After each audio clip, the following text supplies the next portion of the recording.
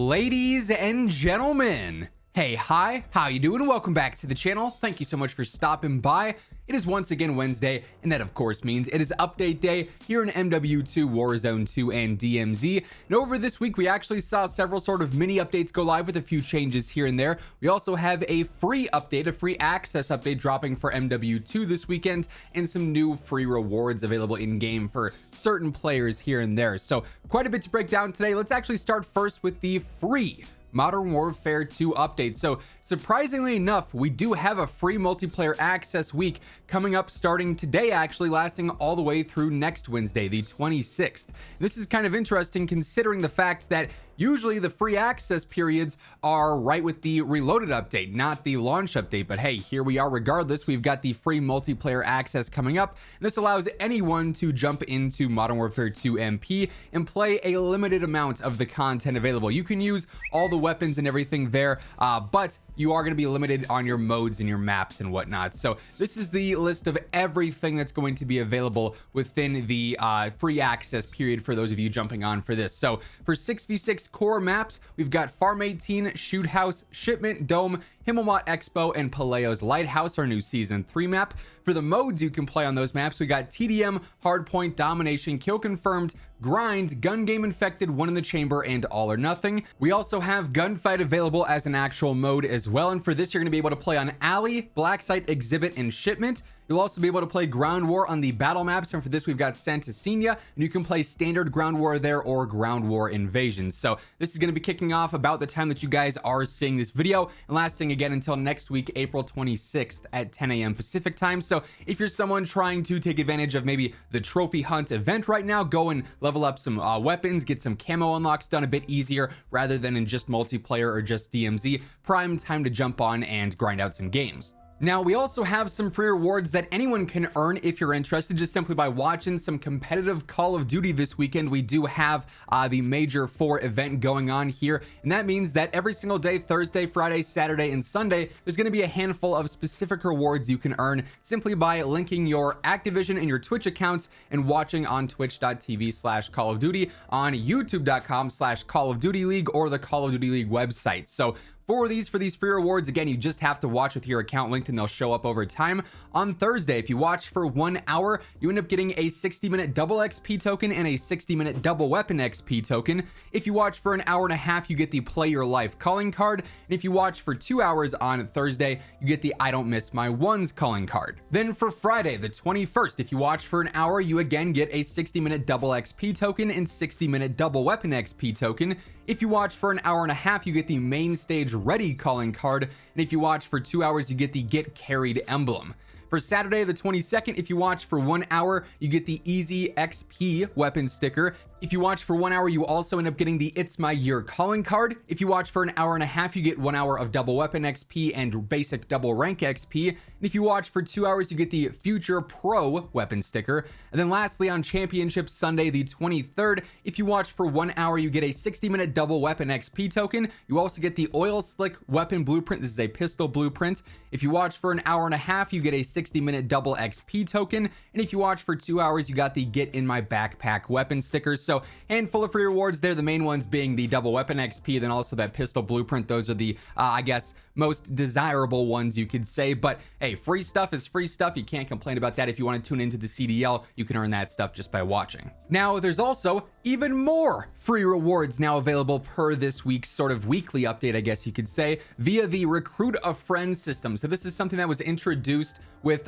Season 3 for MW2 and Warzone 2, where basically you can recruit a friend in certain areas, certain regions of the world. And if you do certain things with that recruited friend, you end up getting a handful of blueprints here. I won't lie, some of them actually look pretty cool. It's like an all white sort of like snowy camo, I guess. Basically though, for eligibility here, recruiters must have an Activision account that is older than 60 days with at least 3 hours of gameplay logged in Warzone 2. And then recruiters must have an Activision account less than 7 days old and you could not have played Warzone 2 in over 60 days to invite somebody to actually play, then once you do actually have that recruiter friend thing going on, you can end up playing a handful of games together. If you play one game, you end up getting some double weapon XP and double XP. If you complete 7 Warzone contracts with that recruiter and recruiter friends, you'll get rewards. If you get 20 AI kills in DMZ or Warzone 2 in a squad that includes the recruit and the recruiter, you'll get some rewards as well. Recruits who complete the challenges there will all receive the tier 1 rewards and then also end up getting the solid black and white SMG weapon blueprint, emblem, and sticker as well. Recruiters can also earn the tier 2 and tier 3 rewards by completing those challenges with their second and third recruits as well. So if you do it more, you get more rewards basically. I'm not gonna lie, the whole thing's kind of gimmicky and a little bit strange, but there's some free blueprints up for grabs, which is kind of cool. So want to make sure you guys are aware of all the free content available. Now, as we move on into some of the gameplay changes, some of the fixes and whatnot for the updates this week, quick reminder, if you guys are new here, every single day I got you covered with the latest going on in COD. News, updates, loadouts, tips, you name it, it's all right here. So feel free to hit that subscribe button and turn on those post notifications. And if you guys enjoy the video, let me know by dropping a like on it as well. And also, quick shout out to my friends over at Gamer Advantage. You guys always see me rocking the Horizon frames whenever we got a face cam video going on. These are the most essential part of my setup, more so than the controllers, the keyboard, the mouse, the monitors, anything like that. The glasses are the game changer. They help you sleep better at night, which is the hugest thing for me. They're reducing headaches, eye strain, not to mention they're also super comfortable under headsets. So if you're looking at screens for long periods of time, do yourself a favor, pick up a pair of Gamer Advantage glasses. Code WhosImmortal at checkout gets you a nice little discount there. Link for that will be down in the description below. Anyway, we do have a couple of dev tweets from earlier on this week in regards to some changes. At one point, Massive Resurgence was very, very, very broken in Warzone 2. Essentially, you would load into a Massive Resurgence game and the zone would not be active. Like, there would be a zone, but it wouldn't be where the plane was taking you, and then it would force you out of the plane into the gas, and then everyone would die in like 45 seconds. So it was kind of a very strange match there. So that has since been fixed. Massive Resurgence quads and trios were enabled as of yesterday, but for anyone wondering what exactly was going on with those games, definitely very buggy and glitchy, but that shouldn't be an issue moving forward. Also, Treyarch updated some new ranked play restrictions. The SPW 40mm drill attachment has now been restricted. Then also specific FJX ammunition types are going to be restricted moving forward as well. So if you're running any of that stuff, you might need to update your class setups before you dive into some more ranked play gameplay. That way you're not using something that has illegal attachments on it. Now, as for the actual changes with today's update, there was, curiously enough, a slight title update that went live, the 1.18 update, which is primarily focused around the whole free access week, essentially, because after downloading this update, it seems like on face value, the first noticeable changes are the playlist updates for this week. So in multiplayer, we of course still have all the quick play stuff, the usual filters there. We've got Battle on Santa Senia, of course, available for the free trial, party modes for the free trial. We've got Cranked, we've got Paleo's Lighthouse 24/7, Shipment 24/7, Gunfight, the 10v10 mosh pit, the close quarters mosh pit, and then also the third person mosh pit, alongside the various other standard modes as well, like Ground War, Invasion, Hardcore, so on and so forth there. Then we jump over into the Warzone side of things, and it's for the most part pretty standard here. We've got Massive Resurgence trios and quads still available and actually working now. We also have Battle Royale quads, trios, and solos. So solos is back this week. Duos is no longer there for standard all Mazra gameplay. Then for Resurgence, pretty standard here. We've got Massive Resurgence with the quads and trios as mentioned, but then standard Resurgence quads, duos, and solos as well. So no standard trios, but Massive Resurgence trios is available. So handful of things to choose from across the board. Then we did also actually get some new patch notes with this update as well. For global, for stability, this update contains fixes for a number of known crashes, which is always nice to see. For adjustments, improved usability of controller stick rotation in weapon preview by preventing the weapon from sliding back and forth. And they also updated a preview for the battle pass that'll show you the most valuable reward in any given sector. For global bug fixes, they fixed an issue that could sometimes cause the kill cam to not work correctly, an issue causing players to be kicked back to the main menu after an attempt to enter the battle pass,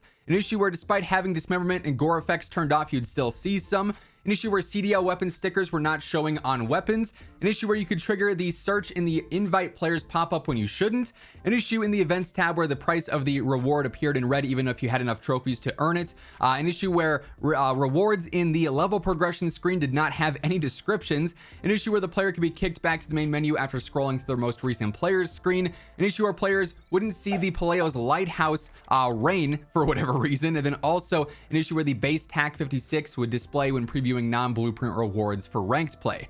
In Warzone 2 specifically here, Battle Royale adjustments improved the buy station interface for players on controller. Also, they fixed an issue causing the hold the line mission to not reward players after completion.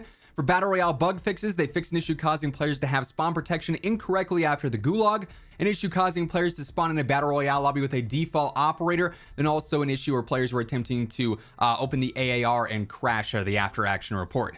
For some DMZ adjustments, they added a 1-minute countdown on DMZ match start before the player can use a UAV. They also added a new message in the operator slots explaining that the last operator cannot be dismissed. And then for bug fixes here, they fixed an issue with the Enforcer raid reward, an issue where the double cross mission was not correctly working, an issue where the players using controllers were unable to pick up enemies' backpacks after eliminating them, and also an issue that could duplicate weapons after dropping and stowing inventory interactions. So mostly bug fixes with the 1.18 update. And that being said, that's going to wrap things up for this one. If you guys enjoyed the video, let me know by dropping a like on it. And if you're new here, feel free to hit that subscribe button to always stay up to date with all things going on in COD. But once again, thank you so much for tuning in. And until next time, take it easy, have an awesome rest of your day, and I'll catch you guys later. Peace out.